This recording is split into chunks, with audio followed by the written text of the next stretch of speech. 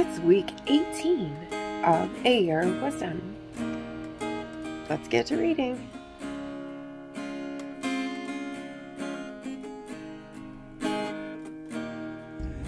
Day 124. Job 4. Then Eliphaz the Temanite answered and said, "If we dare to converse with you, will you be impatient or offended? But who can restrain himself from speaking? Behold, you have admonished and instructed many, and you have strengthened weak hands. Your words have helped the one who was stumbling to stand, and you have strengthened feeble knees. But now adversity comes upon you, and you're impatient and intolerant. It touches you, and you're horrified. Is not your fear of God your confidence, and is not the integrity and uprightness of your ways your hope? Remember now who being innocent ever perished, or where and in what circumstances were those upright and in right standing with God destroyed? As I have seen those who plow wickedness, and those who sow trouble and harm harvest it. By the breath of God they perish, and by the blast of his anger they are consumed. The roaring of the lion and the voice of the fierce lion, and the teeth of the young lions are broken. The lion perishes for lack of prey, and the cubs of the lioness are scattered. Now a word was secretly brought to me, and my ear received a whisper of it. Amid disquieting thoughts from the visions of the night, when deep sleep falls on men, dread and trembling came upon me, which made all my bones shake. Then a spirit passed before my face. The hair on my skin stood on end. The spirit stood still, but I could not discern its appearance. A form was before my eyes. There was silence, and then I heard a voice saying, "Can mortal man be just before God, or be more righteous than he? Can a man be pure before his Maker, or be more cleansed than he? God puts no trust or confidence, even in his heavenly servants, and he charges his angels with error. How much more will he blame and charge those who dwell in houses, bodies, of clay, whose foundations are in the dust, who are crushed like a moth? Between morning and evening they are broken in pieces and destroyed. Unobserved and unnoticed they perish forever. Is not their tent cord drawn up within them, so that the tent collapses? Do they not die, and yet without acquiring wisdom?" Proverbs 4. Hear, O children, the instruction of a father, and pay attention and be willing to learn, so that you may gain understanding and intelligent discernment. For I give you good doctrine. Do not turn away from my instruction. When I was a son with my father David, tender and the only son in the sight of my mother Bathsheba, he taught me and said to me, "Let your heart hold fast my word. Keep my commandments and live. Get skillful and godly wisdom. Acquire understanding. Actively seek spiritual discernment, mature comprehension, and logical interpretation. Do not forget nor turn away from the words of my mouth. Do not turn away from her, wisdom, and she will guard and protect you. Love her, and she will watch over you. The beginning of wisdom is, get skillful and godly wisdom. It is preeminent. And with all your acquiring, get understanding. Actively seek spiritual discernment, mature comprehension, and logical interpretation.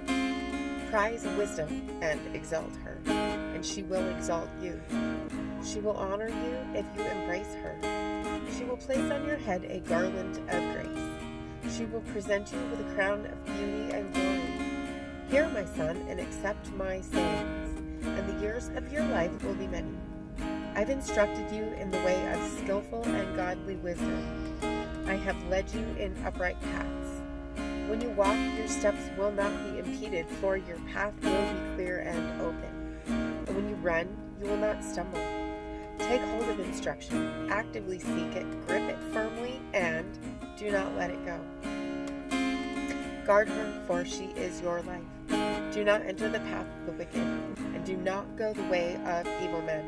Avoid it. Do not travel on it. turn away from it and pass on. For the wicked cannot sleep unless they do evil, and they are deprived of sleep unless they make someone stumble and fall. For they eat the bread of wickedness and drink the wine of violence. But the path of the just, righteous, is like the light of dawn that shines brighter and brighter until it reaches its full strength and glory in the perfect day. The way of the wicked is like deep darkness. They do not know over what they stumble. My son, pay attention to my words and be willing to learn. Open your ears to my sayings. Do not let them escape from your sight. Keep them in the center of your heart, for they are life to those who find them, and healing and health to all their flesh. Watch over your heart with all diligence, for from it flow the springs of life. Put away from you a deceitful, lying, misleading mouth, and put devious lips far from you. Let your eyes look directly ahead, toward the path of moral courage, and let your gaze be fixed straight in front of you, toward the path of integrity. Consider well and watch carefully the path of your feet, and all your ways will be steadfast and sure. Do not turn away to the right nor to the left, where evil may lurk.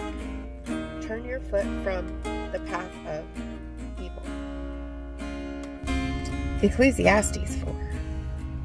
Then I looked again and considered all the acts of oppression that were being practiced under the sun. And behold, I saw the tears of the oppressed, and they had no one to comfort them. And on the side of their oppressors was power, but they had no one to comfort them. So I congratulated and thought more fortunate are those who are already dead than the living who are still living. But better off than either of them is the one who has not yet been born, who has not seen the evil deeds that are done under the sun. I have seen that every effort in labor and every skill in work comes from man's rivalry with his neighbor. This too is vanity, futility, false pride, and chasing after the wind. The fool folds his hands together and consumes his own flesh, destroying himself by idleness and apathy. One hand full of rest and patience is better than 2 fists full of labor and chasing after the wind.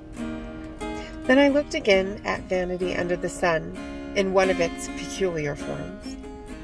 There was a certain man without a dependent, having neither a child nor a brother, yet there was no end to all his labor. Indeed, his eyes were not satisfied with riches, and he never asked, "For whom do I labor and deprive myself of pleasure?" This too is vanity, a wisp of smoke, self-conceit. Yes, it is a painful effort and an unhappy task. 2 are better than 1 because they have a more satisfying return for their labor. For if either of them falls, the one will lift up his companion.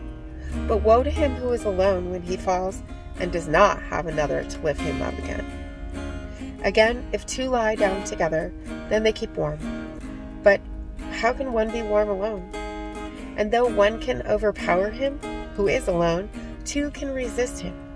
A cord of 3 strands is not quickly broken.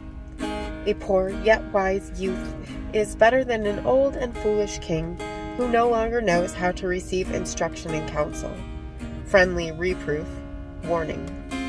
For the poor youth has used his wisdom and come out of prison to become king, even though he was born poor in his kingdom.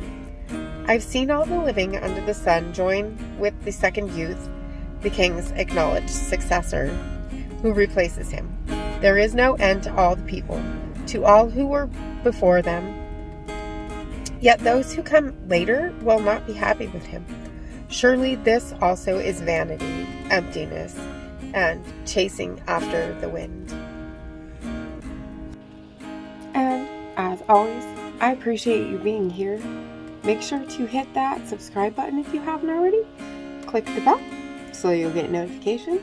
And make sure to hit that like button as well. And I will see you tomorrow. Maranatha. And my heart is worry worn. I know without a doubt you'll carry me out of the storm. I'm standing at the crossroads. I'm lost without a clue. I need a big pink neon sign to show me what to do. I thank you, Lord. It glorifies you when you're the only answer. I praise you, Lord, for holding what's too much for me. And I'm amazed by you, Lord, because nothing's too big and nothing's too small to lay at your feet.